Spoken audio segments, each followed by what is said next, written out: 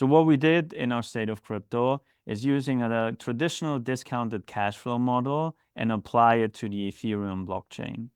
So how does it work? I'm quickly going to run you through. How we approach this is that, first of all, because we have a staking yield, this staking yield can be used as a proxy for future cash flows. And as Kareem mentioned and explained earlier, those cash flows, they consist of two main parts. First of all, we have the transaction fees that are incurred on the network. And on the other side, we have the tokens that are being issued due to consensus. And if you take those two together, we can calculate the total cash flows. And we can see this, it's completely transparent on the blockchain. Then, secondly, obviously, we need to estimate expected future cash flows, like we do this with traditional equities, for instance. So on the right side, we chose a three-stage model where we had a very aggressive growth at the beginning, a moderate growth midterm, and then in the long term, it's like stabilizing. So we have the first part, the second part, and then obviously one of the most important assumptions and inputs in a DCF is the discount rate. And the discount rate, it's a challenging one because in traditional finance, you use the risk-free rate. Usually they take the 10-year treasury yield. What we did here instead is we took a lower bound and a higher bound discount rate. The lower bound discount rate, we used QQQ, which is basically the NASDAQ ETF.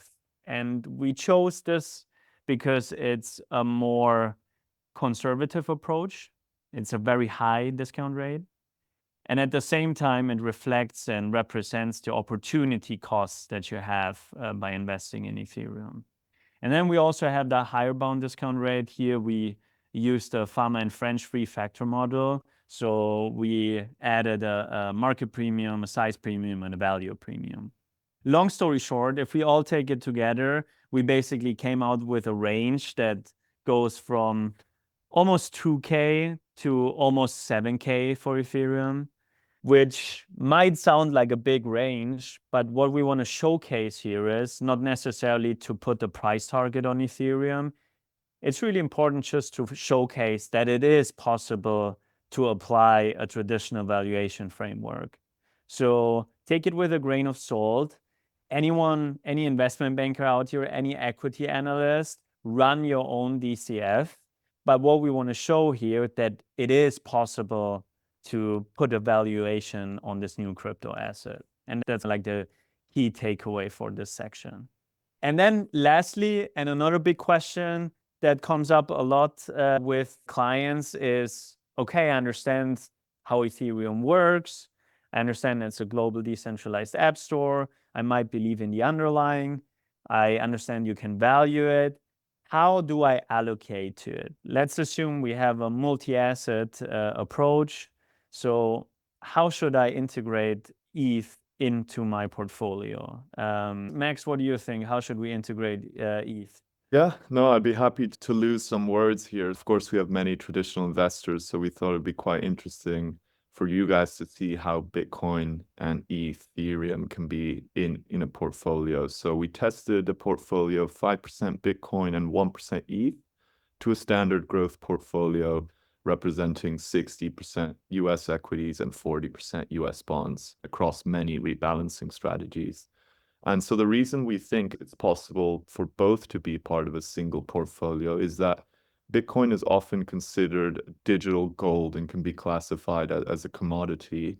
And Ethereum, as we've mentioned throughout the analyst call, is a platform that fuels innovation and powers the next generation of the internet. So it can closely align more with the technology investments that you guys might be making. So we decided they can definitely both be part of our portfolio. I know that they're part of our own ones. So let's dive right in. So the first thing off the bat is that the inclusion of Bitcoin and Ethereum in this portfolio noticeably improves risk-adjusted returns. So this is across all kind of rebalance frequencies. So annualized returns are improved by around 4 to 6% regardless of the rebalancing frequency. That being said, though, when adding Bitcoin and Ethereum, rebalancing does play an important role. As you can see, with no rebalance period, the annualized volatility starts to get a little bit out of hand when we compare it to the benchmark. It's about 5% higher. So for our risk-averse investors there, we know that the Sharpe and Sortino ratios are very important. And in this case, these are maximized with the quarterly rebalancing frequency. So it shows that this strategy would provide the most risk-efficient portfolio allocation, as it provides the best cumulative returns in line with having healthy and high Sharpe and Sortino ratios.